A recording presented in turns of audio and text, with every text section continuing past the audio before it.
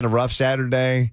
Oh. They had a rough Saturday in Athens. And, boy, the Titans just went and played their heart out in Kansas City last night. Whoa, did they? Man, literally.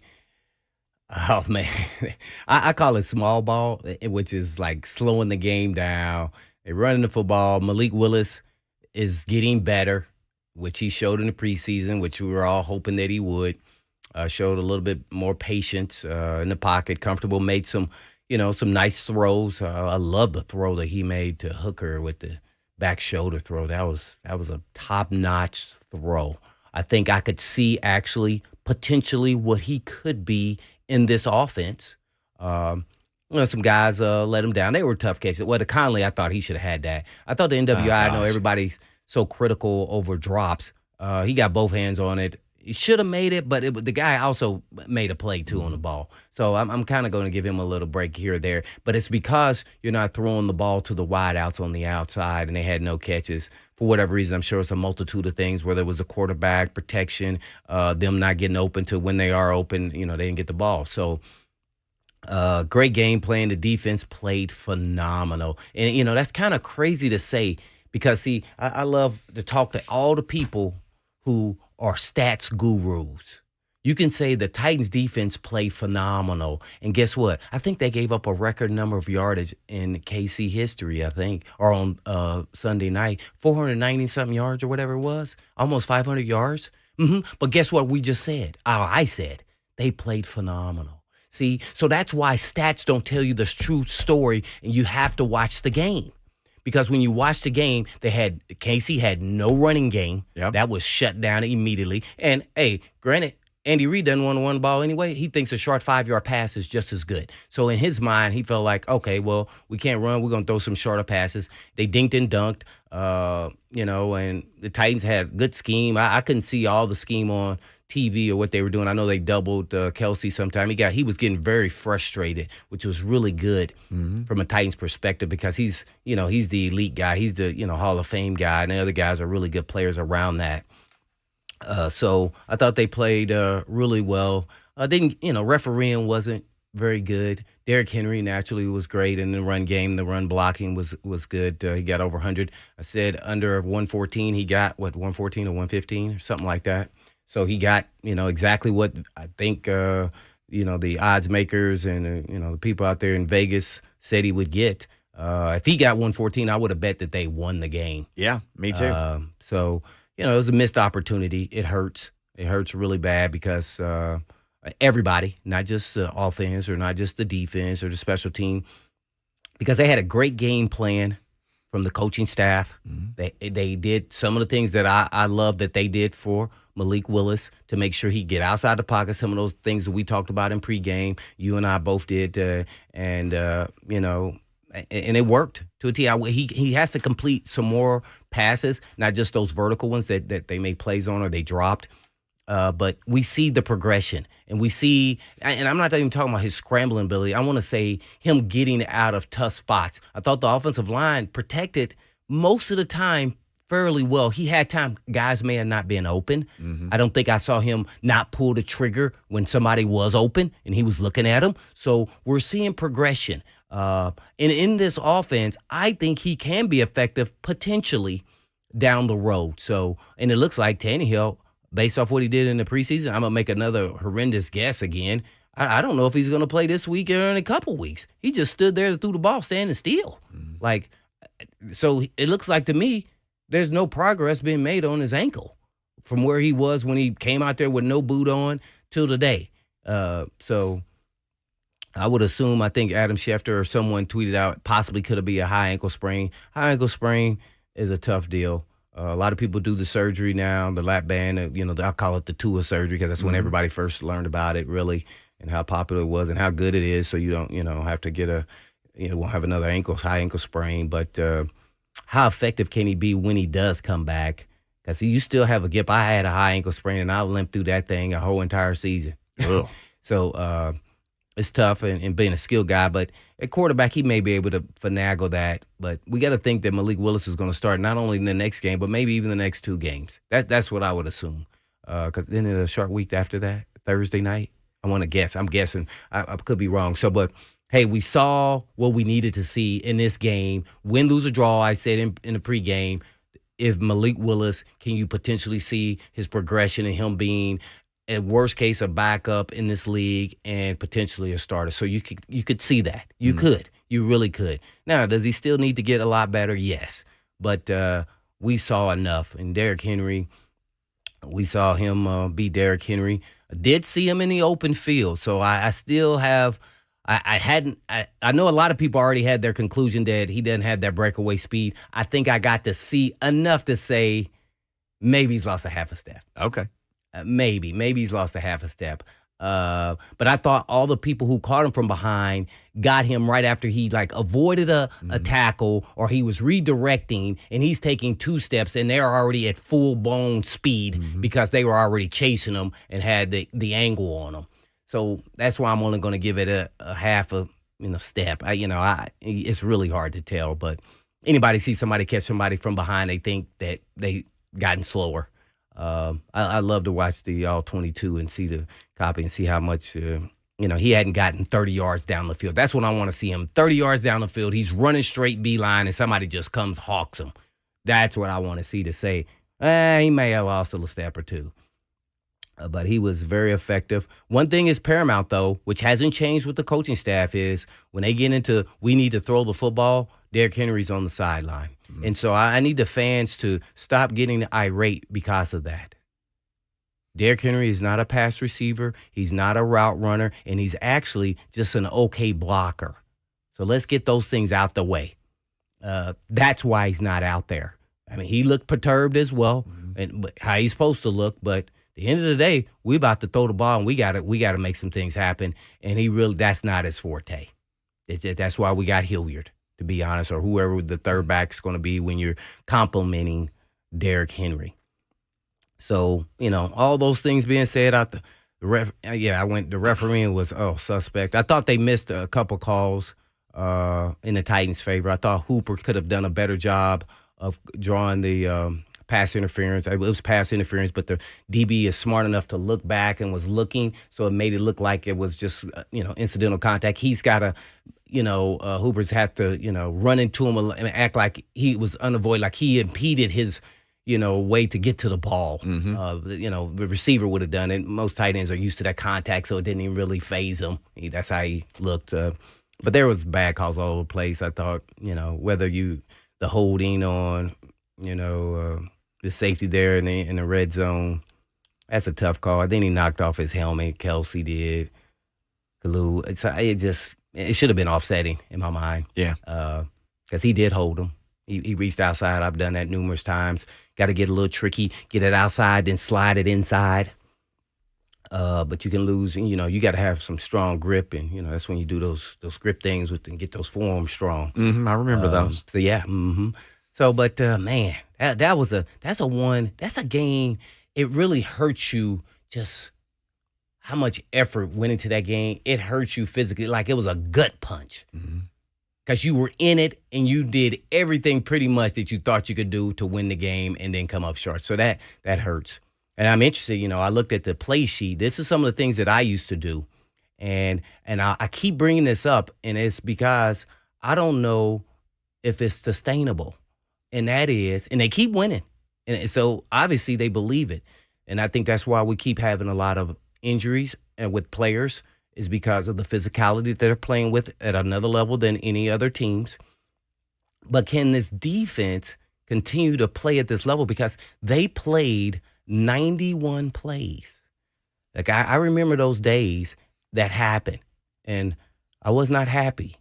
And it wasn't during the game or anything like that. It's like when I'm in there watching film, and this is after about 3 times that happens.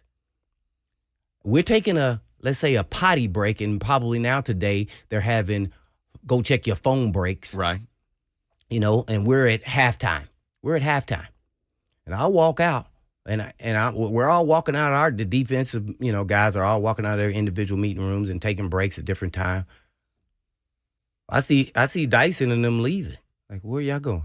We only play 44 plays. Huh? 44 plays. I don't know what the Titans play. I think it was 41 or something like 48. that. Oh, 48, yeah. Dude. Hey, man. we got to turn that up. After about 3 games, that's what I'm talking about, sustainable. If they keep going this route, and I think this is why at the end of the games, they run out of gas.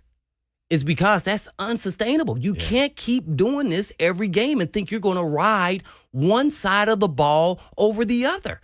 At some point in time, the defense is not going to be able to stop somebody, and the offense is going to have to carry them. That's what you got to believe as a teammate. But they are all in. This is all about the defense, and then we're going to carry you all the way to the end. And I just don't know if that's sustainable and that players aren't going to potentially, it's only human nature. I think even Vrabel brought it up, that you start venturing that way as much as you want to be a team player. That thing starts happening like that 3 or 4 times. You start going, hey, man, we putting in way more work than you. I don't know, my check's not double paid. Right. So y'all got to turn this thing up. And that's the leadership group going and talk to the other leaders on the other side of the ball. Hey, man, we got to turn this thing, because ultimately, when you're on the football field, it's your team. It's out of the hands of the coaches. It's out of the hands of the coaches. It's your team. So you got to go out there and execute and, do the best you can and better, and make sure you keep that in the back of your mind. We selling out, and I'm not saying you're not selling out, but we got to do better. That's not going to work. So, yeah, that could turn into a different direction if that continues on for a while. And by the way, you're losing.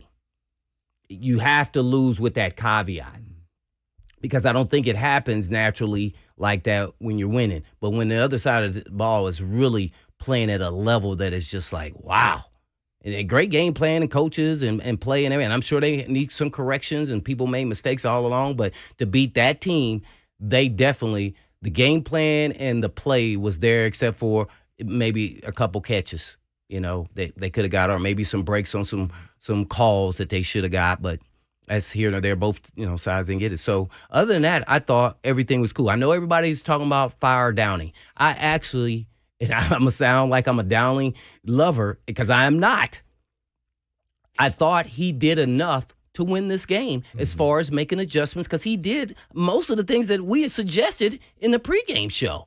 So I thought he put Malik Willis in the best position to win games. So now, do I like the play calling at the end of the game? No. But I'm not going to like every play call of every coordinator. And even on defense, I don't like some of the calls. So I can't just pick a handful of calls that I just really didn't like and go, dang, man, we should fire him. Like that. That's not where I'm going. Nobody is perfect in this league, and no player, and my goal as a player was to strive for perfection, knowing in reality that doesn't exist. Not against the greatest players in the world playing football. I thought I was gonna get real close though, so I got close a couple times. But so I look at the coordinators the same manner. And I'm sure they always have regrets and come back and say, I should have called this or that, second guess themselves. I know they're watching this immediately when they get on the buses, going to the plane and the plane all the way back. So, yeah, I didn't like every call, especially there at the end. But some people are saying that, I don't know what happened there at the end, but Malik Willis I think he changed the call or the check, and the receivers ran goals, and they weren't even looking. Right. And he was stuck with whoa, where you at? Right. So I don't know if that's true or not, or if he misled them along the way and it wasn't a change in the call. So I wish someone would ask Vrabel that. But, yeah, Malik Willis showed escapability within the pocket, liked it. He's going to be a tough tackle there now, and he scrambles enough just to keep you honest and can be effective. But the real loss in this game, let me finish this. The loss, why they lost this game? Mahomes running the football. Oh. That's why they lost this game. And it happened numerous times there on that last drive. Yeah. But he kept things alive, and he wasn't going to let it die because they had everything covered up, had good pass rush, and then he takes off. And you don't look at him as a scrambler. But, see, that's how I want my quarterback to be. He runs when he needs to, and that's how Tannehill is, and a lot probably faster than Mahomes. But Mahomes finds a way to be fast enough every time, whether he got the touchdown running or he kept a drive alive there in the fourth quarter or in overtime, all those things. So that's really at the end of the day, and then that what sounds bad, that was on the defense side of the ball. Who played, remember, great. They gave up 499 yards. 499. Yeah, almost 500. Yeah, which somewhere is a record. I don't know if it's KC's or Sunday Night Football or something, but people were talking about it was a record. I don't know if that's true or not. So you can call in and bust my chops on that one. But yeah, that's really why they lost the game. At the end of the day, everything was even. Mahomes got him with his scrambling ability. Seemed a lot like that AFC playoff game there a couple of years ago where he broke it loose, scrambling like he does. All right, here's what we're going to do. We got a couple of available phone lines. You want to jump in on the Mark Spain Real Estate Hotline, do it. 615-737-1045. Your thoughts. We have this whole first hour that we can roll through things. So we can do that. Also, ding dong of the week. I mean, it is Monday. We got to do that as well. We'll get to that as well in this first hour. Jim Wyatt will join us in the second hour of the program. All that's coming up on Blaine and Mickey Monday edition.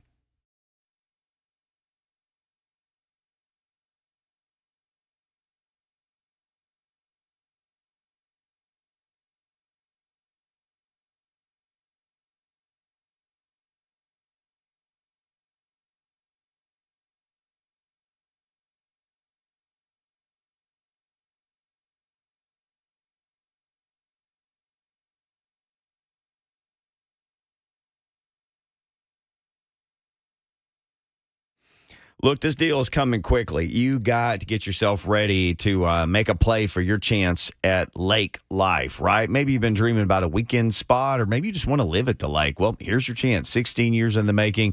Highly anticipated lakefront resort, golf, and marina community. This is all the good stuff.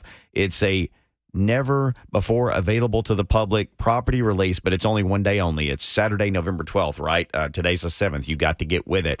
Lake lots with a covered boat slip from $39.9 and 2-acre private wooded estate from $59.9. Lake home packages from $199.9. They got golf cart access to a marina and a resort, and they got walking trails and shoreline and all this great stuff, and financing is available. Look, I've said this a bunch of times. Best summer of my life. My family lived on the lake. We're remodeling a house. Lived in a lake house. It was amazing. What I wouldn't give to have that again. Well, you can have it. Property release November 12th. You want more info? Go to TennesseeNational.com or call them 865-408-9992. Again, that's 865-408-9992.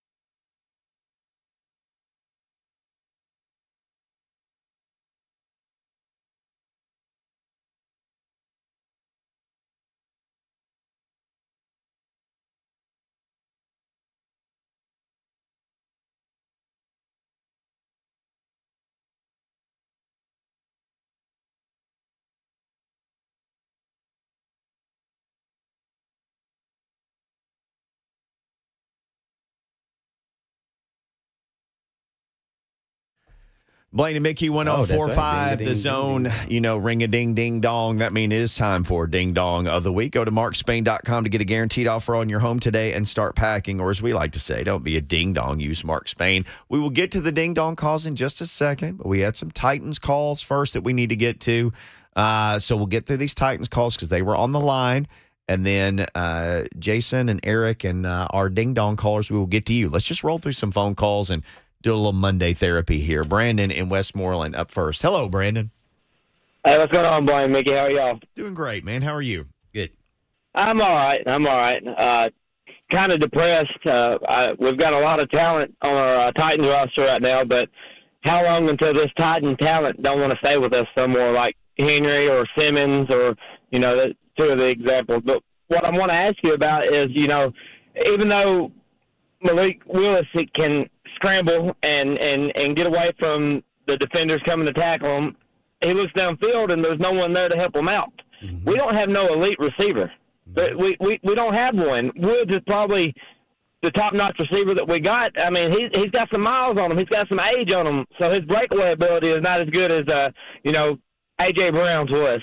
Mm-hmm. And, it sucks he's not with us no more, but we've got to get at least a number one elite receiver. And then I think Henry's run game will be a little bit better. I think if we've got Malik for the next 2 weeks and Tannehill gets back, Malik's going to look a little bit better.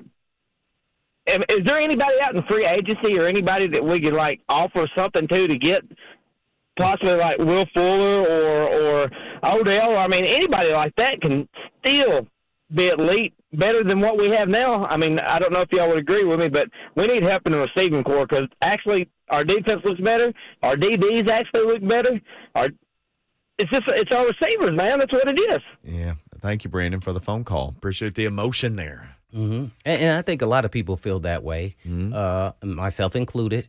But as we've been talking about, even during training camp, they needed a number one receiver, and they were hoping that Burks could be that guy. He showed that it's going to be a process as a rookie player. Then he's injured. He starts to show glimpses and signs. So I just know there's nobody you can go pick up really now at the trade deadline. There's some guys out there. OBJ, I don't think is somebody I would be thinking about coming off an ACL, second ACL in 2 years, diva, give me the ball type guy. I just don't think that fits in the culture, let alone I don't think he is going to fit in this offense. Now, the hard part here is you have to make the most of your opportunities. We only threw the ball 16 times. So to the caller's point, an elite receiver may have caught both of those deep balls. I thought Conley and NWI, it was questionable, but elite receiver got two hands on it. He's going to catch it. He's got to catch it. And those plays would have made a huge difference in the game. No question about it. So I just don't know if they're going to get enough targets as a number one receiver at this point in time, even if you went and traded before the trade deadline or if you got a player. So I think you're trying to look for that middle-of-the-road impactful receiver that's really good player. It's probably between that 10 and 12 million guy. I think they were thinking Robert Woods would be that guy, but he's coming off an ACL. He's doing an okay job, but I think he only had 2 targets, no catches, if I can remember off the top of my head. Yeah, no receiver had a catch last night. Yeah, so that's, it's real. I've never even heard of that, Mickey. I don't know if anybody call in. When was the last time no receivers caught a ball in an NFL game and they won? Didn't catch a ball. In this era of throwing the football, a receiver didn't catch a pass. So, unfortunately, they had opportunities. Not a lot, but they had some, and they just didn't make them. But, man, that's kind of astonishing. I would say it would probably be in the 80s when they ran the football a lot more than they do now. Our team doesn't throw the ball a lot, but, usually you putting up, if Tannehill's, he's probably throwing 20, 25 times. Here you go. This is from last night. I saved this because I thought I knew you would bring it up. I know you, so I saved it. Yeah. This is from Josh Dubrow of the Associated Press. The Titans haven't completed a pass to a wide receiver all game. The only team since 2000 without a completion to a wide receiver. The Patriots in the wind game against the Bills. Just don't count those. That's what I'm. Maybe the worst football game I've ever seen. The Broncos in the Kendall Hinton game where he had been like a college quarterback and they made him play. this was 2020 and COVID. Oh, right. They brought him off the practice squad. He was a receiver, right? Or something? Yes. He was a quarterback at Wake Forest. Yes. And he converted to receiver in the NFL. Yeah. And then they asked him to come off the practice squad and play quarterback in a game. I remember that story. And then the other one, I don't remember this, the Texans with David Carr at quarterback versus the Steelers in 2002. So it's 20 years ago. So I'm going to count 2002 then. So 2002. So 20 years ago without some crazy circumstances of a winter storm hit or literally a practice squad receiver as your quarterback in an NFL game. Mm-hmm. That's it. Yeah, and that goes back to why I don't know if this is sustainable. I don't care if your defense is number 1 ranked. Even, let's just go to the most recent when everybody's talking about the Ravens defense when they won the Super Bowl. Their offense gave them life. They had receivers making plays. They had the running game. They had the tight end and Sharp. So they had guys that were making plays from in critical situations. It wasn't like, we held them to 104 or 14-yard, whatever it was, and they still made enough plays, even though they had special teams plays, to win the game. Mm. So you have to, even in the playoffs, and we're talking about in 2002. So now we're 20 years later, and it's just, I just don't know if you can win playoff games that way. I think you can win regular season. Obviously, they are. Yeah. They didn't win last night. They came up short a little bit there against a really good, high potent offensive team and held them to 20 points in overtime. So that's the question because, and if you think this is sustainable, then why do you think all of a sudden Mahomes was able to drive down the last drive in the end of the regulation and as well as in overtime, short and field. But, because I think the defense got tired. Mm-hmm. And that's why I go into, is this sustainable throughout an entire season? If you think you're going to win this way, and in my eyes, I think I have no idea what Tannehill, it doesn't look like anytime soon. So I got to assume he's going to start this next game. And if they play on Thursday night, a short week, he's going to be there too. And that's Thursday night in Green Bay, so there's travel involved as well. Mm-hmm. So, So Denver, then Green Bay. Yep. And Green Bay looks like the worst team out there. And Aaron Rodgers is playing like poop. I watched that game, and I just wanted to see, and I turned it after half. He threw 2 picks in the red zone, in the end zone. One, it was a horrible ball by him. The guy was wide open, an offensive lineman. Mm-hmm. He just threw it off balance for unknown reason because he wanted to look sweet or something. I have no idea. There was no pressure on him. And he underthrew, the guy picked it, and he threw another one. He needed to blame himself. He went over and got mad and hammered the phone and everything else. He threw it, and it hit off somebody's helmet, and then went up in the air and got picked. It was his fault. So I can't wait to hear his podcast and him pointing the finger at everybody else. I told you, it's his leadership style that has ruined the team. Yeah. I'm telling you, can't. And I keep asking, our man Jordan DeJani about that because it's almost like it's not me, it's y'all. And that's how it comes across. Even if he's in there talking to him and, patting him on the back. And when you do something publicly, that's not the same. People were like, dude, you're supposed to have our backs even there, too.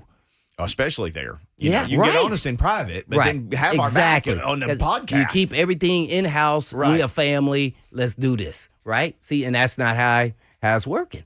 Yeah, so you praise publicly and discipline privately. Yeah, I'm sure that's exactly what Variable does. Let's go back to let's check in with our guy Bam next. What's up, Bammer? How you doing today, buddy? Hello, homies. How's everybody today? Hello. Oh, we hanging in. Blaine, I love you, man, but I kind of got to disagree with you on one thing, bro. Yes, sir. Man, when you start talking about downing with this one, mm-hmm.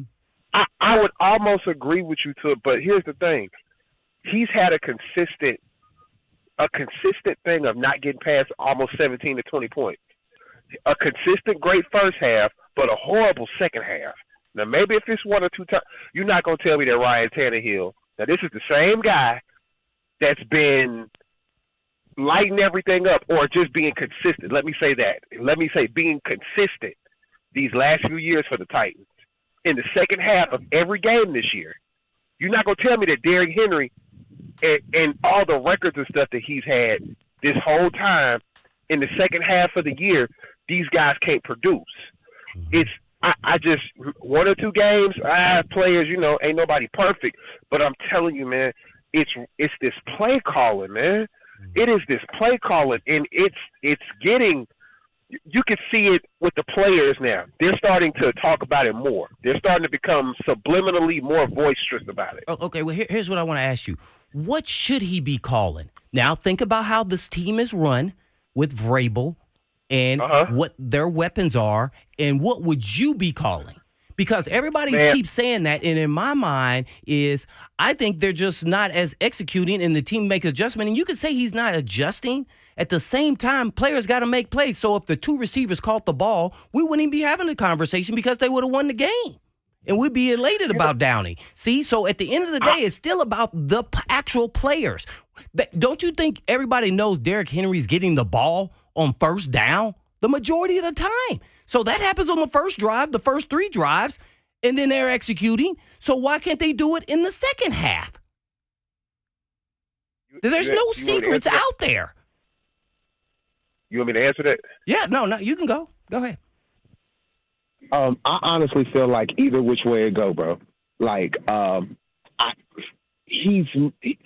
it looks like two different teams, or it looks like two different people are calling the plays from the first half to the second half.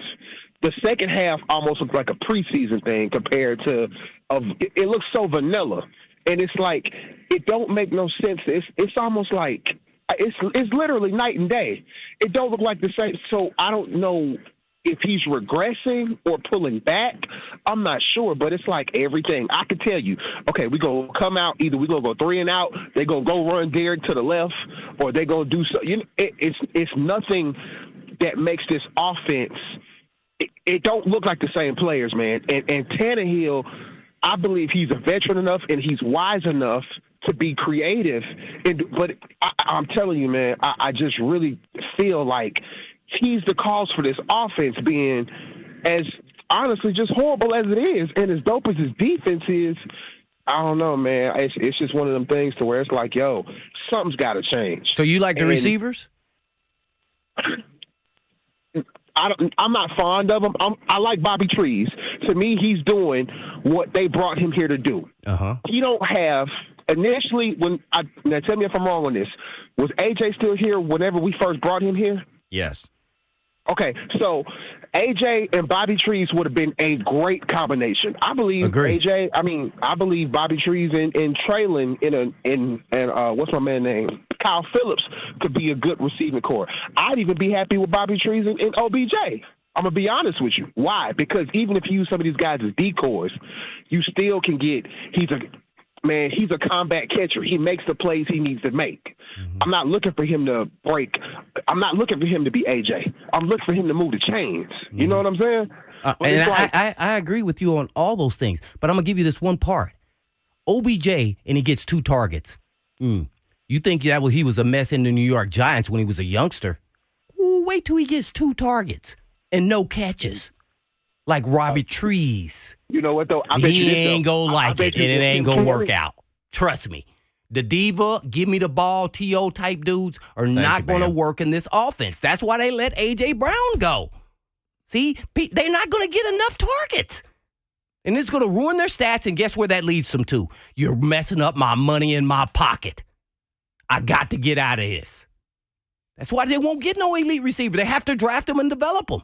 No dude is going to sign here unless they overpay for a receiver. And they're not going to do it because they don't throw the ball enough. I mean, that's really it. The offense is predictable. But guess what? They're still winning that way. So if I'm the head coach, I'm going to keep doing it. Mm-hmm. Let's just keep on doing it. And we don't even know how much that we could say the offense is different in the second half, which sometimes it does look like that and sometimes it doesn't. You know, it's harder when you're up and you're going in half and the other team is making adjustments. You have to make adjustments on the field. How do we know that Vrabel's not in his ear or in his head, just like caller called in about Malik Willis last week. Like, the coaches might have gotten his head. Vrabel, hey, run the ball. And coach got him dialed up a play. I'm going to throw it. Run the ball. He ain't telling him what to play, what to call. But he's telling them, we're going to run the ball right here. Mm-hmm. Keep running it. Run it. Mm-hmm. That's the head coach.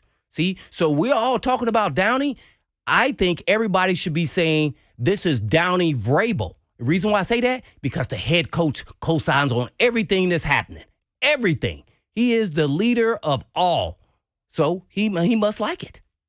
He must like it. And I think he does.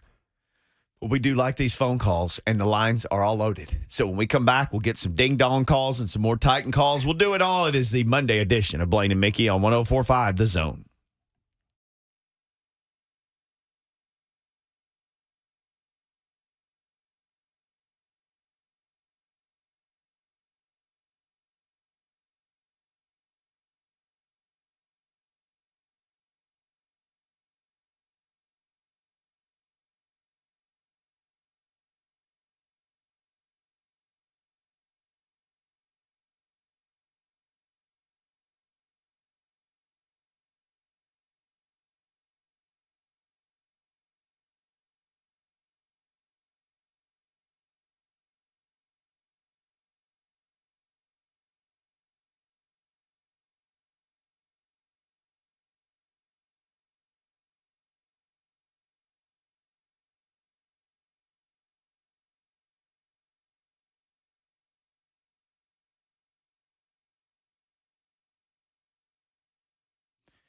Let's talk about the good people at Renter's Warehouse, Nashville's homeowners. When I am talking about Renter's Warehouse, they got a couple different questions for me. They say, all right, tell me when's the best time to rent out my house? And then if I'm going to do that, what's the best way to do it? Well, the best time is if you're going to move or you're relocating or you're combining households, right? You got a new special somebody, households getting combined. Maybe you inherited a property. That happens. Maybe you just don't want to pay your mortgage anymore. Look, the best way to rent, though, there's only one way to do that. There's only one place to go, and that's Renter's Warehouse. So if you've got one house to rent or you got an entire property portfolio, Renter's Warehouse are going to do all the stuff that you don't want to do. They perfectly price the property so you don't have to, and they find great tenants in 17 days on the average, and for a small flat monthly fee, their professional landlords even manage the property 24/7, all so you don't have to. They collect rent, paperwork, maintenance, they do it all, and they don't charge you anything up front. There's no binding contracts, and if you want to cancel at any time, you could. So why not find out what your home will rent for by calling 615-398-9550 or go to renterswarehouse.com. That's renterswarehouse.com. Renters Warehouse, Nashville. You can't buy happiness, but you can rent it.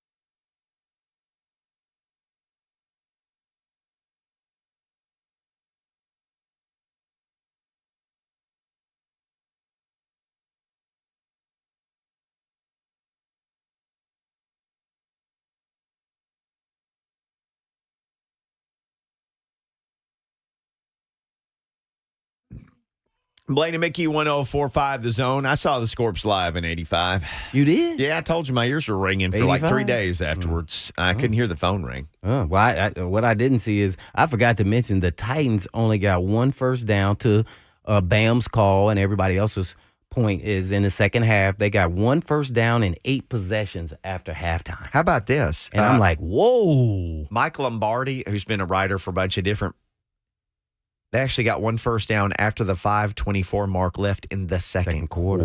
Oh. So that even stretched into the first half. Yeah. So I just don't, the ideology of this offense is just not on a creative level. Now, we can blame Downing, but we also have to look at the pieces. And I think this is where sometimes the fans get a little helter-skelter in this whole process. And that's where I'm looking at it from. I'm seeing exactly who they are last year and this year and what Downing is. So I'm not expecting them to be creative. I'm not expecting them to have this whopping passing game. You know why? Because he has never shown that's what he's going to do. So why am I asking him to do something that I've never seen him do? So I think that's where the fans want to see that. I'm not expecting to see that because I haven't seen it. Maybe we do some up-tempo and things like that when Tannehill's a quarterback and, you kind of speed it up. Yeah, they do some things like that. But as far as everything else, what they do, this is who they are. So as a head coach, do what we do and keep it moving. They had a great defense. They can run the football. And now that's got limited in the passing game with a young quarterback who's gaining experience and knowledge of how to run this offense. So that's kind of handicapped him too. I would say that he adapted to Malik Willis a little bit more than I expected, so I appreciate that. Do I want him to be a little more creative just in totality with the whole entire offense? Maybe. And if you don't have receivers on the outside that can't make plays, guess what? You have really 3 good, solid receiving tight ends. I mean, they're all solid players. Maybe Chick could potentially be elite because he's a playmaker because of what you saw there, him breaking tackles and that nature, but maybe you do some things more with tight ends or something. But that, our motion Hilliard is an explosive talent that I think this should be getting more attention to play the ball and get the ball in his hands. But that's really probably it if I was trying to be real critical of Downing in the offense. Let's take a couple of these ding-dong calls. It is Monday, after all, when we talk ding-dong of the week. Jason in Nashville will be up first with his ding-dong. Hello, Jason. Hey, thanks for taking my call, man. I know this one's going to be kind of hard for me because I love my brother Ron Slay, but I got to give this one to him, man. And I'm a former Firebird, so it makes it even harder.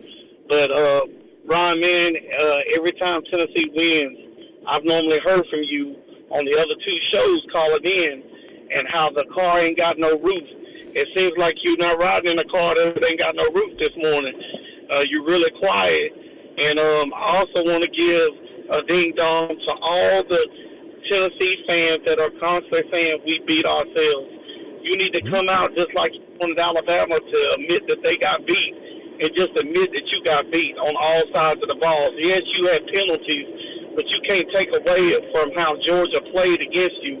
They exposed you on a lot of different areas. So that's my 2 ding-dongs. The first one, Ron Nathaniel Slay.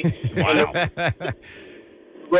I'm sorry about that, Jason. Yeah. He gave his ding-dong to Ron Slay. Yeah. Well, I'll just add a ding-dong. A receiver not catching the ball in the NFL game, that's a ding-dong.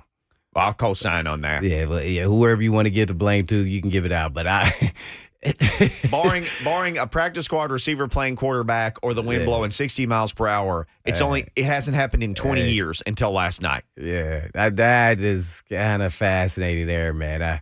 If I want to be, that kind of chaps me, and I'm sure it chaps the receivers, all of them, regardless if they got a target or not, and it should become personal. I mean, you're in the NFL, you've reached a high level, and you deserve the right to make some plays. So you got to make some plays when given the opportunity. You can only take advantage of it when you're given the opportunity. So, yeah, that's my ding dong. I'll just sign off on that. Couldn't agree more. Eric in Nashville. Hey, Eric, got about 45 seconds before we need to hit the break, but we always appreciate your ding-dong. Yeah, guys. I got to run it too quick. It's a Los Angeles Rams, Tampa Bay Buccaneers game, all-encompassing. First of all, the Los Angeles Rams defense, offense for not picking up first down. Cooper Kupp, you could have not slid. That was terrible. You could have got the first down, which leads to the punt. To my second ding dong, the Los Angeles Rams defense. The fact you gave up 40 seconds worth of field position, 40 seconds where you got the touchdown. Tampa Bay got a touchdown on you. It shouldn't have happened, guys. And my third and last one, guys, goes to Jalen Ramsey for throwing his offense under the bus. You cannot ever do that, guys. I mean, I'm telling you what, you've gotten burned, Ramsey, when you've been with the Rams and also when you were with Jacksonville. So you can't call out your offense like that. Guys, take care and we'll talk against What did he say? What did he say? Well, basically, he said the offense guys basically let them down. You expect them to make plays. You know, they're putting too much pressure on the defense to go out there and make a play. You can't pick up a first down to win the ball game. That's basically what he was saying. Mm-hmm. You relying on that defense to bail you out and stuff like that. It wasn't those exact words, but it was something to that effect. Yeah, I got you. I I didn't know exactly what he said. A lot of people were saying that he made some quotes about the offense need to step it up. So I didn't know exactly what he said. They got their parade, but they got a mess this year. Mm-hmm. Ooh. Yeah, and that's not a Vrabel guy.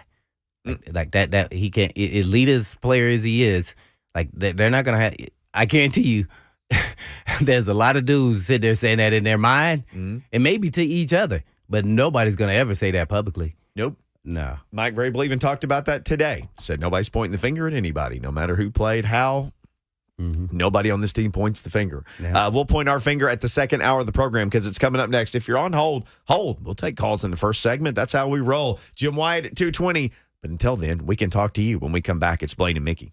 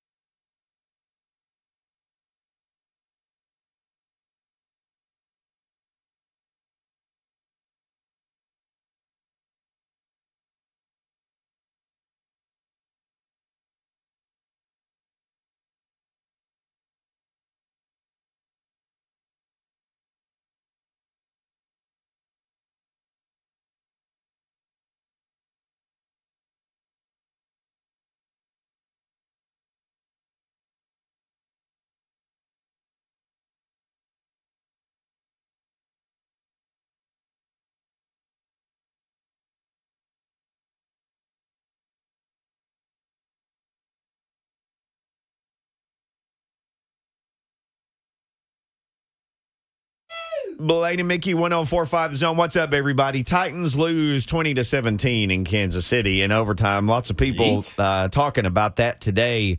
If you wonder about there being history in this particular game, Patrick Mahomes threw it 68 times. That's tied for the third most in the Super Bowl era of football, which started in 1966. They threw the ball 68 times in the game. I'm not surprised at all with Andy Reid, especially when they couldn't run the ball. And I mean, they were just dinking and dunking everywhere. Malik Willis was 5 of 16 passing for 80. He ran it 8 for 40. Derrick Henry was 17 for 115, 2 touchdowns. No wide receiver had a catch. And that got me thinking about NWI because we said all during the spring and all during the summer and all during training camp, look, you can say whatever you want because AJ is gone. Robert Woods is the number 1 receiver on this team, and he is. The stats have proven that. Mm-hmm. And NWI is number 2. He just is. He's the number 2 receiver. He starts all the games. NWI doesn't have a catch in 4 of his last 5 games. He has 7 catches total in 8 games. He's the number 2 receiver on this team. Yeah, 7 catches. In 8 games. Dude, you're not going to get any elite receiver coming here in free agency. They're going to have to draft a guy, or they're going to have to get a middle-of-the-road guy, $10 million guy to play receiver, and who actually enjoys blocking. So I think that's part of the, being a receiver is I block because I have to, not because I want to. Mm-hmm. I'm here to catch balls. So that's I said, that formula is 1980. So we're not going to be a pass-happy offense regardless, because we're not going to have elite receivers because of that. I mean, just imagine if we had an elite receiver with Robert Woods. Now we're talking. Mm-hmm. And if NWI is your number 3. Mm-hmm. Yep. One of the many things that I've learned that you have taught me is this. A guy may be able to briefly play above his level. Like if he's a number 2, he's got to start a couple games, somebody's injured. Boy, maybe he rises up a couple games, but eventually he plays like a number 2. Teams take advantage of it. Well, you get to see, there's certain glimpses you can tell if a guy can actually be started. And I learned all this is through my experience, because this was fascinating to me. We benched Warren Moon and played Cody Carlson. First articles in the game, all week was durability of Cody Carlson. Nobody's ever heard of him, I'm sure, here, right? This is my rookie year. I'm like, well, he looked good when he got out there halfway into the last game. He looked good. In my mind, I'm just, keeping to myself. I'm a youngster. I don't know what's going on. He go out there and he lit it up for a game or 2. And then as soon as he started getting waylaid and hit, it was good night siren. It was over. He didn't want no parts of that action, boss. None of that. And Warren Moon went back out there, and next thing you know, Warren Moon was playing back elite. He just went through a tough stretch. Mm-hmm. It could have been the teams we were playing or what have you for those two or 3 games, but he came back and looked like he was, the Warren Moon of Hall of Fame greatness. Warren Moon of greatness. Yeah. So it was just like he probably was stunned that they even did that.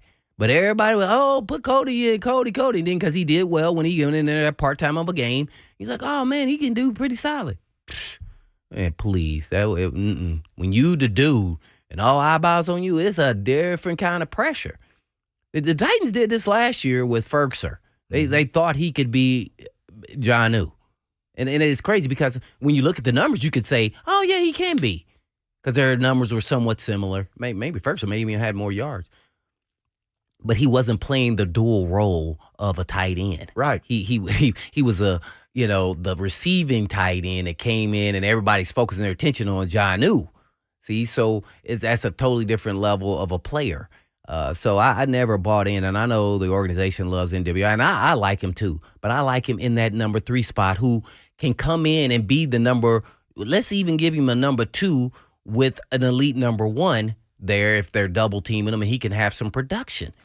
But to go games without even getting targets or catches is just, man, that's crazy. And to think that he's your number 2 guy, and he's a good, solid player, but I wouldn't put him on a plane of, in my mind, that he's a 1 or 2. And the reason why I keep saying this is because as a former defensive back in this league, when I'm lining up, I'm looking at all threats. And when I line up against the Titans, their only threat is 22. There are no other threat. There's no receiver in my mind that I think can beat us. There's none. He can make a catch. He can even get a touchdown. But I don't think he can beat us by himself. So all of my focus attention is on 22. That's it. There's nobody else has shown any, actually, that's why I keep saying Dante Hilliard. He shows explosive. You say, oh, man, hey, man, he get that ball in the open field matched up against a linebacker. Oh, man, he can cause some problems. And then, I think Chig gradually is showing that he can be a playmaker, slowly but surely. And then, you had Phillips, who then got injured, and then now Burks, who showed slowly. So, I don't think they have someone who can make something out of nothing. That's what you want to see when you get, guys out in space and in the open field and see what they can really do.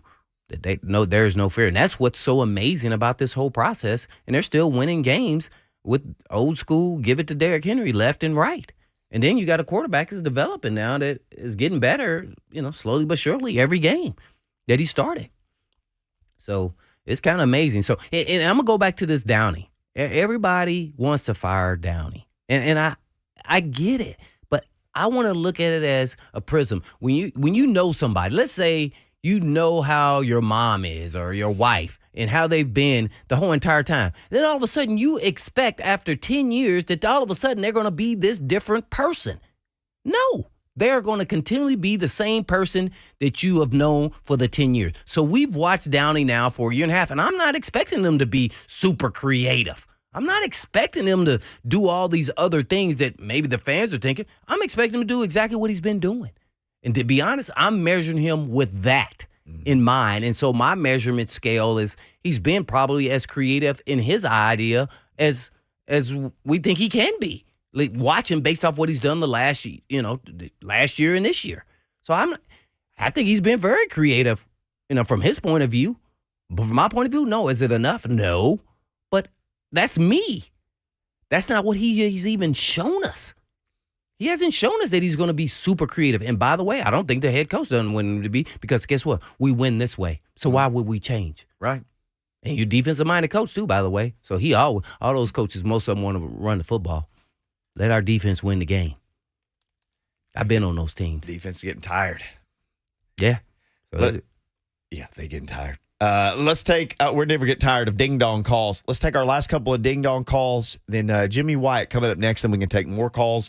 And the final segment for sure, Chuck in Clarksville checking in with a ding-dong courtesy of the Mark Spain Real Estate Hotline. What's up, Chuck? Hey, Mickey and Blaine. My ding-dong of the week has to be Uncle Nick Saban. When you're up 4 with 4 minutes to go and you go for 2 and not take the extra point, which would have won you the game at 25-24, I think that puts you ding-dong. If he listened to Bill O'Brien on that, then he gets a double ding-dong for that one. So, and the Titans' biggest problem is just penalties in the second half. There's just too many freaking unforced error penalties in the second half. Yeah. But, ding-dong of the week has to go to Nick. There you go. Yeah, good point. Bama basically out of the playoff first week in November. Yeah, because they have 2 losses, right? Yeah. I mean, goodness gracious, when you don't ever see that. Yeah, and then that's another thing. He brought up the penalties. Whenever the Titans get behind the chains and all of a sudden it becomes like a 2nd and 15 or whatever, man, it's almost like, oh my gosh, what can we call here? It's almost like they don't know what they feel like, oh, we can't do anything. It's almost like you have to play perfect football. That no player is going to play, but there are going to be penalties. So they have to find a way to manufacture and get, more yardage. Oh, 2nd and 15 or 2nd and 20, you can stick a fork in that drive. That's been over and over in the second half. It is just like, man, you have to be able to, I'm not saying all of them, but you have to be able to overcome some of that. Yeah. It's just the way it is. Sometimes somebody just got to make a play. Yep. Like Mahomes did. What was that, 3rd and 17 or whatever? Or 3rd and whatever it was when he ran forever. This is the first time Alabama has lost twice before Thanksgiving since 2010, to give you some perspective there. Don in Nashville will finish up the ding-dong calls for today. Don, share your ding-dong with us. All right, I got 2 of them for you. Okay. One for college, one for the NFL. Let's hear it. So my NFL ding-dong is, all right, so you've seen Derrick Henry start doing his passing. He's starting to want to do some more catching. Why did we do any screens or double screens with Hilliard and Henry instead of just trying to pass the receivers? We could have passed it and did a little screen plays to Henry or to Hilliard. And then my other ding dong is much love because I've been a fan for years, and ever since I probably came out as a volunteer fan. But Josh Heupel, man, I've loved everything you've done so far. But this past weekend, when you're getting beat down, call a timeout, man, before the halftime. Call a timeout. Regroup your guys. Why you just let them keep getting beat up? Get in their butts and talk to them for a second. Like, hey, let's regroup, guys, so you're not down 21-0 or 21-3, whatever it was at halftime. Just regroup you guys. You got timeouts, use them. Don't let them go to waste. Mm-hmm. That's what I got to say. Thank you, Don. Hang in there. Oh, yeah, we haven't talked about UT. I would have to say this. This is the first time all season I thought Heupel, not only did they have a better and prepared team, the other team, Georgia, but I think he got out-coached. I think he got out-coached and they got outplayed on both sides of that. Now, he's out-coached Saban, but in this game, he didn't. It was almost they had all the recipes and why this probably offense wouldn't work in the National Football League. And that is they have a front four that can get after them, and they have cover guys in the back end. And so then that kind of eliminates, okay, well, we know what y'all doing. And guess what? We know what y'all doing, and we're going to get after y'all. Mm-hmm. And then they made some plays here or there. They made some mistakes, but that's and then they had some zone blitz schemes that were working with little guy, 22 from the Georgia coming from the slots, and then they were dropping guys out. So, that was kind of how it would look in an NFL game. And that game should have been more of a blowout than it turned out to be. I mean, it was respectable. What was it, 27-13 or whatever it was? 27-13. Georgia seemed fine to just take the air out of the ball in the second half. So that could have been a 30-6 type game. I mean, they were in control of that game. There was never any doubt. So, yeah, that was, and that happens every now and then. Hey, that's just one time. So, you're not going to have your best as a head coach and players in college every single time. So, I think it was expected. And interesting to see if they can stay in the playoff hunt and where does that put your man Hooker in the Heisman race. So those are the questions really that's left, because I think they're going to respond and play well the next couple games or 2 or 3 games they got left. Mm-hmm. But the other teams don't have that, those type of players on their team, so they can't do that. But the NFL would be able to. So I know everybody was talking about Heupel was getting some interest from NFL teams.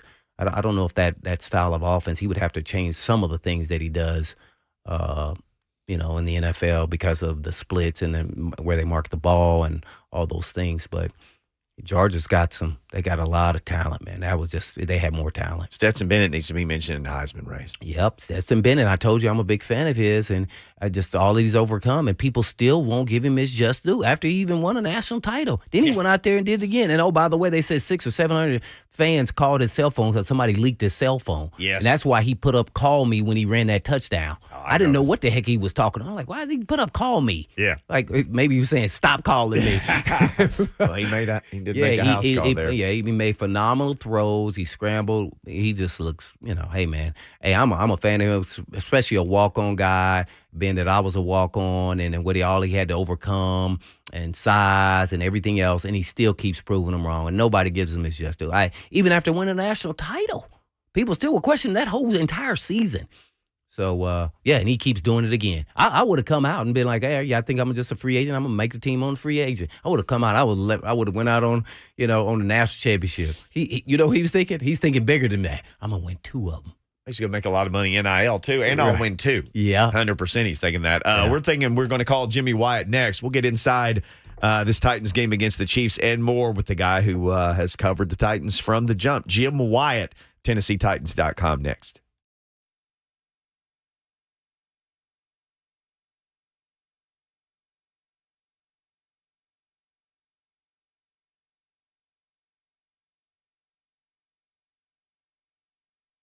Renter's Warehouse, they are in heavy demand right now. You know why? Well, it's not 1, not 2, but 3 reasons. Number 1, the rental market is booming. People rent in uncertain real estate times, right? And homes are getting leased just as fast as they are selling. 2, with Renter's Warehouse professional landlords, you can rent your house worry-free. You don't have to do the paperwork or collect any rent or get called at 4 a.m. if the sink is, pouring water somewhere. And 3, with regulations changing so quickly, more people are learning that it's the best thing to use an experienced property manager, and it's far less stressful than you trying to do it all by yourself. Look, now's not the time to DIY or mess with some inexperienced bunch of property managers. For a low flat monthly fee, Renters Warehouse is going to take the grunt work off your plate. No upfront fees, no binding contracts. Plus, they're going to help you turn your part-time rental into full-time cash flow. That's right. And if you're a real estate agent, they even want to pay you a cash referral. So why not go to renterswarehouse.com to book your free home rental price analysis today? Or you can call 615-398-9550. Once again, 615-398-9550. Renters Warehouse, Nashville. You can't buy happiness, but you can rent it.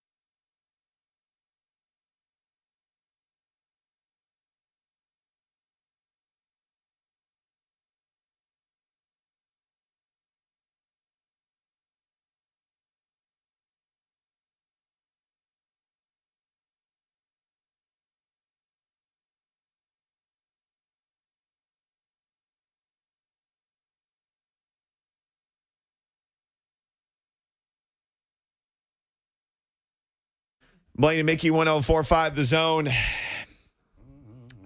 Let's talk to our guy, Jim Wyatt, who's on the line at J. Wyatt Sports, noted Dodgers expert and more, and a guy who's covered Tennessee Titans from the jump, doing so now for the Tennessee Titans at TennesseeTitans.com. Jimmy, what time did you and the fellas roll in this morning? Jim, you there? Yeah, the line went dead on my end, but I got you now. I'm still reeling from that ad that was on before me. I couldn't get enough information down. This guy was talking so fast. That's the way those work, man. They got to cram in a lot of information. But the birds chirping when you guys pulled into Nashville this morning? Yeah, I think I got home about 3:30 in the morning. It was a late night, and certainly had to sleep fast tonight. Sleep fast overnight to be ready for today. It was a long night. Disappointing result in Kansas City, certainly, but now you got to turn around and start turning your attention to the Broncos. I'm sure we're going to talk about a lot of stuff today.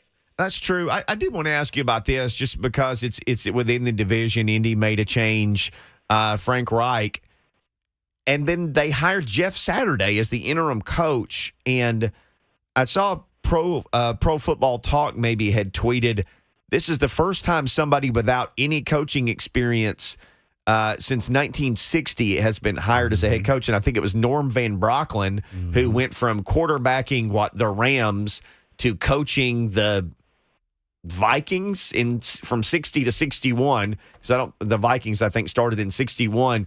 I mean, Jimmy, that's like 60 years. I mean, my goodness, what a precedent.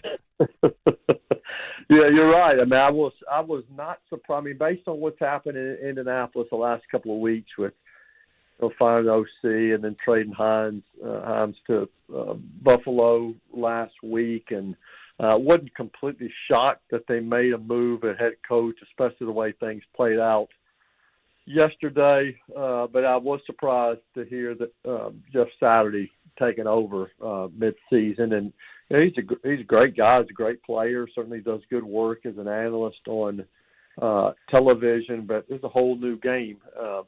Sure, he was a great teammate and great leader for that team. But this is different now as a head coach, and it seems like now they're just in a position where they're trying to get through the season. And can't say that I hate to see them going through so much turmoil there, because they have been a close competitor and a big competitor of the Titans in recent years. But I still think, maybe Reggie Wayne and Pat McAfee this maybe still bad karma from trying to take shots at the Titans at the draft in 2019. Ever since that happened, the whole organization's come off the rails. Well, the craziest thing to me about all this, if you just wonder about the state of the AFC South, the Colts essentially get picked to win it every year. And they're the least recent team to win the South. Even the Jaguars have won it since they have won it. To me, that is just fascinating. It is, because you're right. Every year it's like, okay, the Colts are kind of the sexy pick. They're the team everybody expecting to win this division. And, it hasn't happened. And, Titans benefit when they're not good, and they have not been as good here in recent years. And with the coaching change, obviously you're changing a lot, and we'll just see how long it takes them to find a permanent replacement and how long it takes them to kind of get their footing again. But there was a time when they dominated this division. There was a time when they dominated the Titans, beating the Titans a lot of years when they had no business beating the Titans. But those days are in the rearview mirror. They are right now. Big changes in Indy. Jim Wyatt, our guest from TennesseeTitans.com, at J Wyatt Sports on Twitter. Well, Jimbo, thanks for coming on, man. I guess let's start with your thoughts on Malik Willis's performance, based off of what we saw from the last game that he started. And did you see glimpses of potential being, at least maybe a potential starter or backup in this league, based off what you saw? Yeah, I mean, too early to say there. I mean, the feeling, I know a lot of fans frustrated about Malik and talk about how he just doesn't seem ready to play and how much work needs to be done in order for him to be a starter. And, reality is, and I've said this in the very beginning, he was picked. When he was picked to be contending for a starting spot, not in 2022, and not in 2023. I thought 2024 is when his window would open. And the way things have played out with Ryan Tannehill being injured, he's been thrown into the action. And, yes, he has a ways to go. Everybody knew that. And I thought early on last night he showed some really promising things and, made some good throws, used his legs. I think the receivers let him down on a couple of really nice balls he threw. Chris Conley's got to catch that ball on the sideline. Nick Westbrook-Keenan's got to catch that ball downfield. Yeah, they were contested catches, but you're in the NFL. You're supposed to make those catches, and we see guys make those catches in the league every week. Winning teams make those type of plays. They didn't make them for him last night, and then I think in the second half you saw the Chiefs make some adjustments. I think you saw him struggle more. He looked like a guy who was inexperienced and wasn't getting a lot of help from his receivers and didn't have a lot of time to throw the ball on some occasions. And I think he looked like he's a little bit more panicked. So that's all that happens when you're starting just your second game. I think he's a great kid. I think he was going to work hard. I think the coaches certainly like his attitude, his work ethic. There's nothing not to like about Malik Willis from just a want to be good standpoint. But he's going to need some more time to get there, and he'll get that time. And the hope is that Ryan Tannehill's back and playing as soon as possible. Yeah, no doubt about it. We're with Jim Wyatt from TitansOnline.com. And yeah, I would concur with that. I thought I saw enough to potentially say, okay, he can for sure be a backup in this league, and he's got a lot of growth, still raw, but you can see potentially in this offense what he could be maybe. Maybe we need to see him throw a little bit more, but I think that's a product of protection, receivers getting open, and everything else. And you talked a little bit about the receivers, but, here on the radio station here on 104.5 The Zone, on our show, everybody's calling in about Downing and his play calling, in particular more in the second half. And I'm not an apologist for Downing, and I'm probably not even a Downing guy, how I would want to run my offense. But I base my decisions off how I look at people is he showed me who he was last season. So why do I expect him to be any different this season? So that's where I'm looking at him like, and the fans want him to be something that he's really not. And also the head coach. So that's he's the boss. So what do you think about them in the second half? I think even Mickey went even into the second quarter of them having 8 possessions of, they didn't have any first downs after halftime, I guess, or something to that effect. One first down, Jim, there were 5 minutes and change left in the second quarter. They had one first down the rest of the way. Mm-hmm. Yeah, I mean, it was awful. I mean, look at the drive. I'm looking at the drive chart right now. I mean, the Titans, I'm going to read off the possession they had. 3 plays gained 12 yards. 4 plays gained 8. 3 plays gained 8. 3 plays gained 6. 5 plays gained 8. 3 plays -4. 3 plays 0. Overtime, 4 plays -16. That's awful. I mean, you're not going to win any games playing like that. How much is it on the OC? How much is it on other things? That's the big question. And my Twitter feed just gets littered by people criticizing the receivers and criticizing the offensive line, and then the other half is criticizing Downing. The reality is it's everything. But how can you just bash Downing and say it's all his fault when at the same time you're criticizing Malik Willis, saying he's not ready to play? He's a rookie, and that's true. And how can you put it all on Downing when you're saying it's the receiver's fault because they're not catching these passes and they not getting separation? Because that's true. And how can you put it all on the offensive coordinator when you're bashing the left tackle, Dennis Daly, for not giving Malik Willis enough time? And some of that's true. So it's a combination of everything. I mean, Todd Downing certainly would like some things back in that game, and certainly would probably like some things back going all the way back to the playoffs last year. But, he's not exactly working with a who's who on offense right now. Let's just tell it like it is. And so I think everybody has to take some ownership and some blame on a day when the offense really cost the team the game. I mean, it's a team game. The defense played its guts out. on the field for 100 plays, counting those penalties. And the offense didn't give a chance to win because they couldn't control the ball. The defense got tired. They couldn't score any points. So I think moving forward, I mean, somebody was just going through my mailbag, which is always spirited after a loss. Yes. And saying, well, how are you going to beat a team like the Eagles with an offense like that on Sunday? Well, I look at the scale. I'm replying back now, how are you going to beat a team like the Broncos and beat a team like the Packers and beat a team like the Bengals before you even get to the Eagles if you play games like that? It has to be better. When Ryan Tannehill comes back, it should be better, but I don't know that he's coming back this week. We'll just have to see how things go. And in the meantime, it's going to take everybody to get this thing turned around where it's not so hard to watch. Yeah, no doubt about it.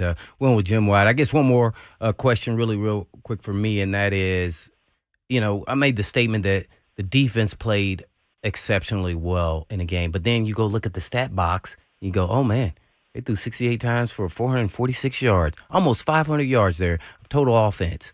And I just made the statement that they played exceptionally well. Had you ever seen a stat and then you go look at the side of the ball and say, well, how is that right? How did they play exceptionally well and they almost gave up 500 yards?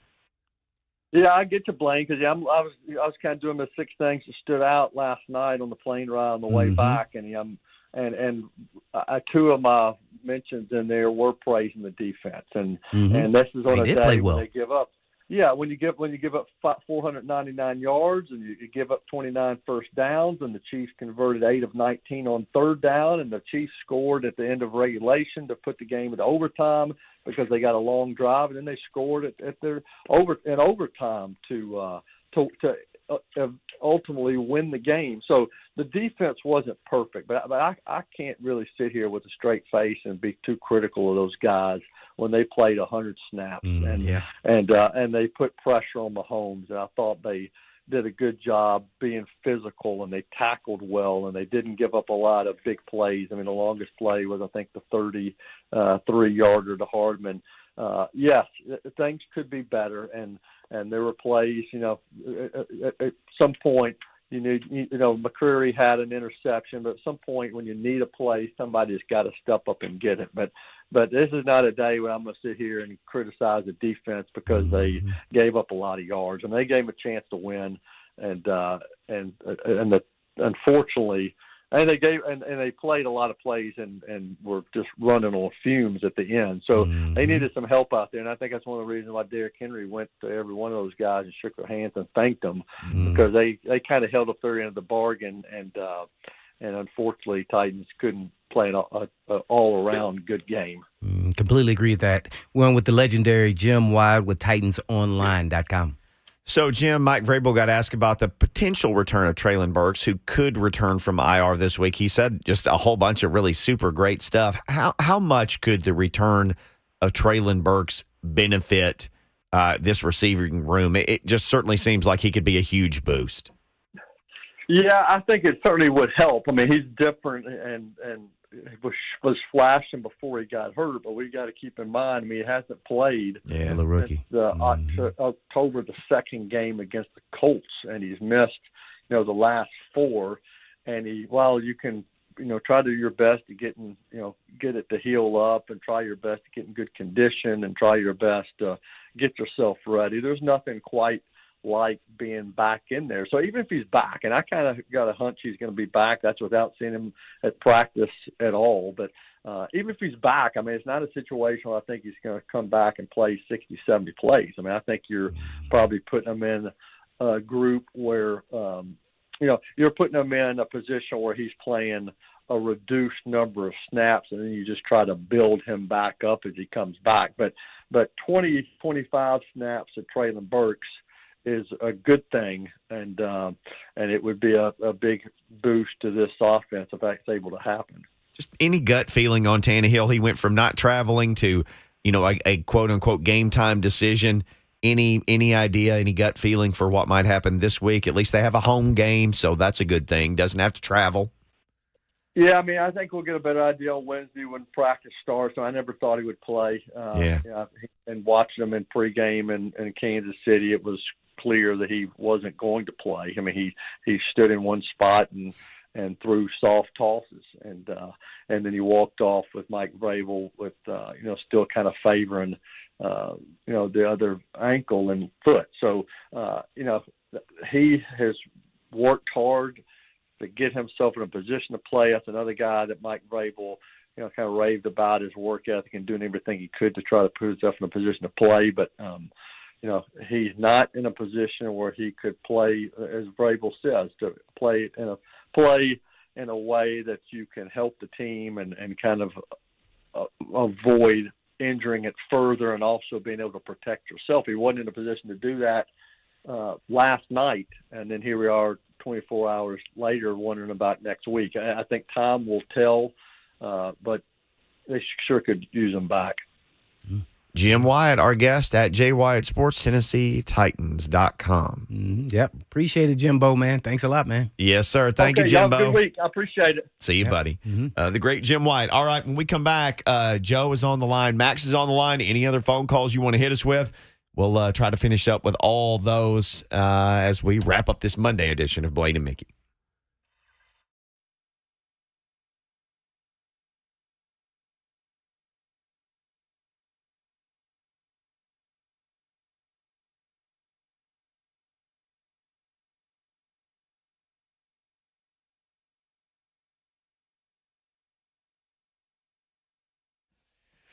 All right. A lot of you guys, you've been watching the Titans offense and you gals, and you say, I want them to do something, right? I don't like what's going on. I want them to change something. But when it comes to hair loss, which is something that a lot of men and women have to deal with, you don't change anything. You just accept it, right? You don't like when the Titans accept not scoring a lot of points in the second half, right? But you'll accept not scoring points when it comes to keeping your hair. See, it doesn't make sense. Can't have the double standard. If you're losing your hair, don't get the give up haircut guys. You just say buzz me, or ladies, don't get creative with how you style your hair or whatever. Just keep the hair that you've got or get back the hair that you've lost, and you can do that with PAI. PAI is the standard. Actors, politicians, singers, you think all these people never age. Well, they don't age because they've got hair people, and their people are PAI. So make their people your people when it comes to your hair. There we go. We got you there. WeGrowHair.com. That's the website. You can go there right now. You can cyberloaf, and you can see real people and real results, and then call them and tell them, I sent you 615-376-6010. Make an appointment. It costs you nothing. They'll show you the great things they could do at PAI.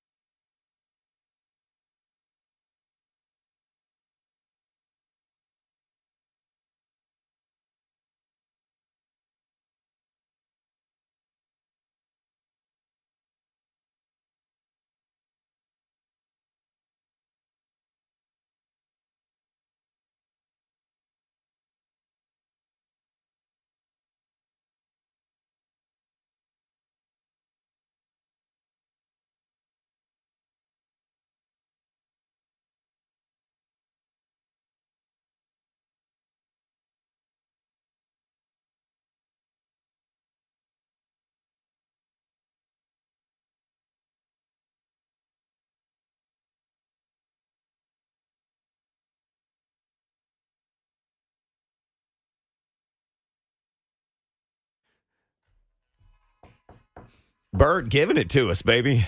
I like this. Rick James. All right, one last segment of Blaine and Mickey, then 3HL gets you the rest of the way home. I'm sure they will be lit today based on this weekend's events. But we have people who want to talk to us before we take off. So let's try to squeeze in as many of these phone calls as we can on the Mark Spain Real Estate Hotline. Max, check it in from the Bluegrass State, Kentucky. Hello? What's going on, Max? Uh-oh. Is it me, Max? Yes, it is you, Max. Yes, sir. Okay, thanks for taking the call. Love the show. Blaine. Yes, sir. You've always been a source of wisdom and your experience, and you'll always enlighten me. I'm counting on you. Don't let me down. Enlighten me. You got arguably the best running back in the NFL. Mm-hmm. He's back. He's healthy. He's doing well. He's racking up yardage. Everybody knows that was the game plan. Derrick Henry and our defense against the Pat Mahomes. Why 17 carries? Why only 17 carries? Why not 25? Why not 27? Why not 30? He wasn't letting us down. There was nothing going on.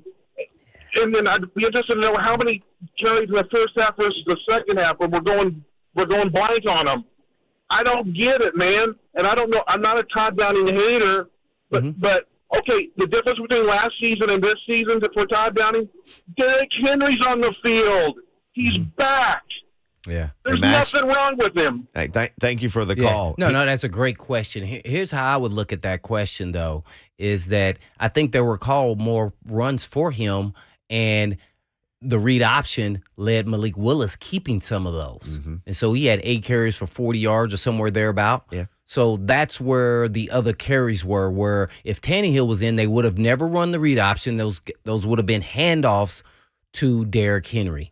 So that's the only thing I can think of because they want to give the ball to Derrick Henry as much as possible. So I believe that's what really happened, which would have put Derrick Henry around 25 carries or so if he would have got, those 8 carries, which, we've never heard. I mean, maybe Tannehill maybe would have ran one of those maybe a game. Maybe. So that was 8 rushes that he had, I think. And I don't know how many of those were read options, but I think that's where – and I think it made Henry more effective in less carries, more yardage, 6.8 yards a carry because you had a running quarterback with the read option. That's why I wanted them to implement that in this game plan because now you have to have 2 guys you have to stop, and then I wanted them to add Hilliard to that. Now you got 3 people to stop.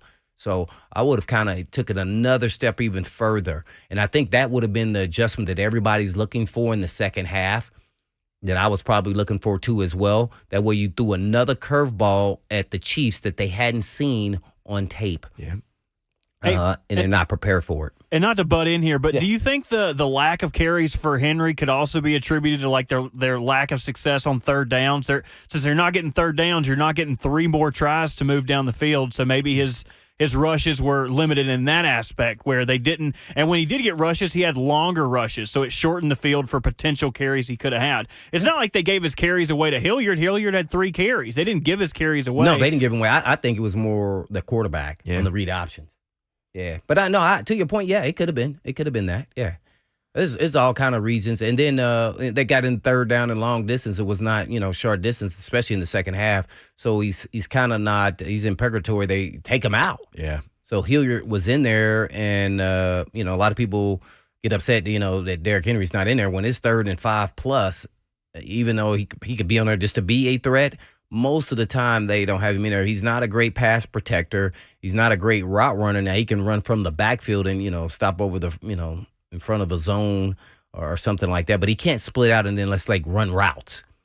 So I think that's more that than anything else, especially that last drive or two because he was standing on the sideline. I know he was pissed because he wants to be on the football field. But he was steaming. Yeah, just doesn't work that way in this offense. Joe in Nashville, we got about 30 seconds. Joe, what you got, man? Thanks for your patience. That's the last call stole some of my thunder. My question is the drive before either overtime or the last drive, and Henry's not on the field. My question is, some way we've got to have one of our best players on the field in those critical situations. And the philosophy concept with Kansas City, when it's 3rd and 12 and 3rd and 20, those guys are going for it. They're throwing passes to pick up the first down. Whereas the Titans' philosophy, let's get 4 or 5 yards and punt. I'll hang up and listen to you offline. Thanks, guys. What was his question? Basically, how aggressive the Chiefs were on, say, 3rd and long versus the Titans. Well, I would say this: the Titans haven't been able to block and protect the quarterback in this 3rd and long situations for anything longer than a 3-step drop. Typically, you see the quarterback in grave jeopardy pretty quick. Pretty quick. So I think they just know they can't do that. It's just they can't do it. Yeah, and I think there's a mental hurdle there, too, as well, just the play calling, what all they can do based off the offensive line, and now with a rookie quarterback and what all they can do in the passing game to make up for, let's say, a penalty or something like that. They're going to get backed up on 3rd and long. So, yeah, it's tough. All right, time for us. I do wish Derrick Henry was on the field, though. Yeah. At times. There's sporadically, I think he can be out there just to be a threat. I bet he said something like, hey, man, you better put me back out on the field because he looked hot, as you said. All right, it's time for us to cool off and hand things off to 3HL. They got you the rest of the way. Big football weekend. They'll break it all down next. I feel quite sure of that. In the meantime. In between time. Peace.